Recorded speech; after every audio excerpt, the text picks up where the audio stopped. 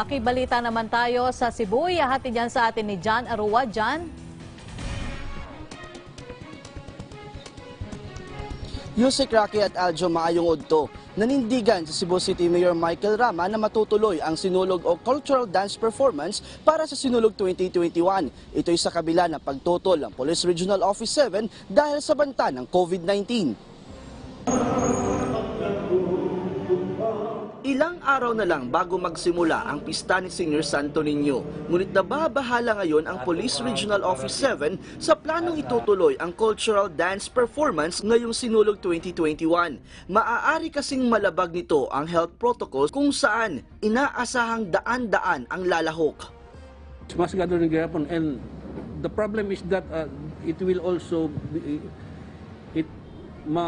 makakuan po og crowd. Daghang mutanaw. Ngulit nanindigan si Cebu City Vice Mayor Michael Rama na siyang inatasan ng mga siwa sa Sinulog 2021 na itutuloy ang Sinulog Cultural Dance Performance sa kabila ng mga pagbatikos. Iginit nito na naaayon sa panuntunan ng Interagency Task Force ang kanilang gagawing cultural activity kung saan gagawing virtual ang naturang presentation. When you talk about mass gathering, there was a mass gathering in Misa de Gallo. It will go on, why not? It is our identity.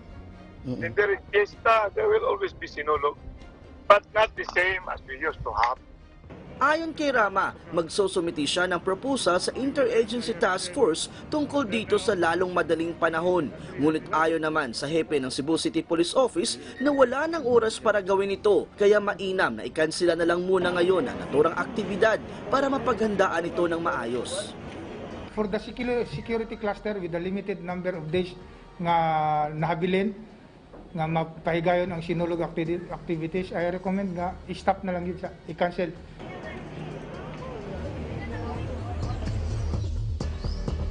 Yusek Rocky, ano man ang ngayong nasa gitna tayo ng pandemic, ano man ang magiging desisyon ng ano man ang magiging usapin tungkol sa kaligtasan at seguridad, ay nakasalalay pa rin ang magiging desisyon ng Interagency Task Force kung ano o matutuloy ba ang Cultural Dance Performance para sa Sinulog 2021. At yan muna ang latest mula dito sa Cebu. John Arua para sa Bayan. Maraming salamat, John Arua mula sa PTV Cebu.